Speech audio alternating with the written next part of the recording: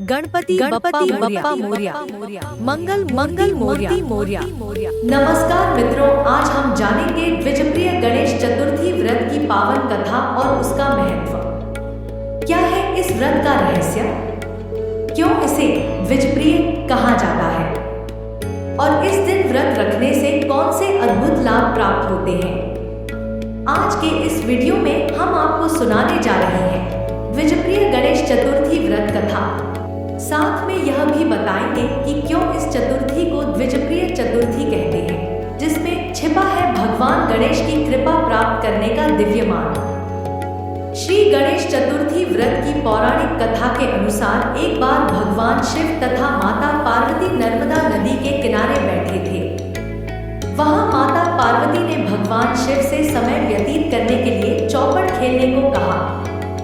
शिव जी चौपड़ खेलने के लिए तैयार हो गए, परंतु इस खेल में हार जीत का फैसला कौन करेगा, यह प्रश्न उनके समक्ष उठा तो भगवान शिव ने कुछ तिनके एकत्रित कर उसका एक पुतला बनाकर उसकी प्राण प्रतिष्ठा कर दी और पुतले से कहा, बेटा, हम चौपड़ खेलना चाहते हैं, परंतु हमारी हार जीत का फैसला करने वाला कोई नहीं है, इसीलिए तुम बताना कि हम दोनों में से कौन हारा और कौन जीता।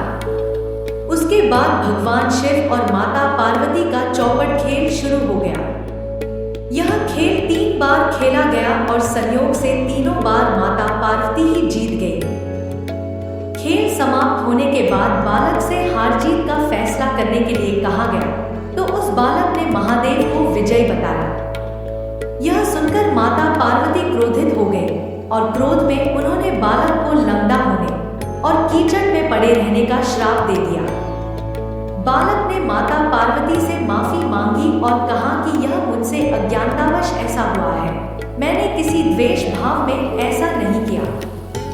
बालक द्वारा क्षमा मांगने पर माता ने कहा, यहाँ गणेश पूजन के लिए नाग कन्याएं आएंगी, उनके कहे अनुसार तुम गणेश व्रत करो, ऐसा करने से तुम श्राप मुक्त हो सकोगे। यह कहकर माता पार्वती शिव के साथ कैलाश पर्वत पर चली गई। 1 वर्ष के बाद उस स्थान पर नाग कन्याएं आईं। तब नाग कन्याओं से श्री गणेश के व्रत की विधि मालूम करने पर उस बालक ने 21 दिन लगातार गणेश जी का व्रत किया। उसकी श्रद्धा से गणेश जी प्रसन्न हुए। उन्होंने बालक को मनोवांछित फल मांगने के लिए कहा।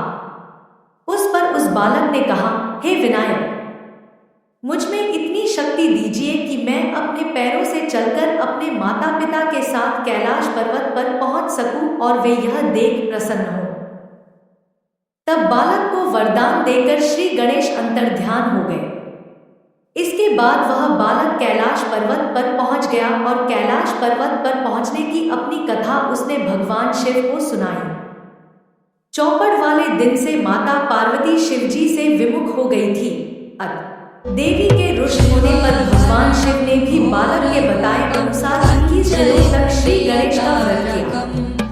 इस व्रत के प्रभाव से माता पार्वती के मन से भगवान शिव के लिए जो नाराजगी थी वह समाप्त हो गई।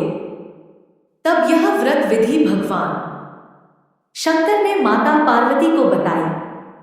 यह सुनकर माता पार्वती के मन में भी अपने पुत्र कार्तिकेय से मिलने की इच्छा जागृत हुई।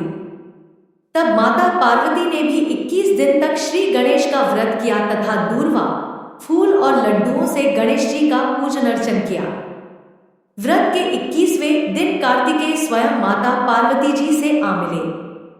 उस दिन से श्री गणेश चतुर्थी का यह व्रत समस्त मनोकामनाओं की पूर्ति करने वाला व्रत माना जाता है। इस व्रत को करने से मनुष्य के सारे कष्ट दूर होकर मनुष्य को समस्त सुख सुविधाएं प्राप्त होती है। यह व्रत माता पार्वती के साथ साथ गणेश जी को भी प्रिय है, इसलिए इस व्रत को द्विजप्रिय संकष्टी चतुर्थी भी कहा जाता है। एक बार प्रेम से बोलिए गणपति महाराज की जय।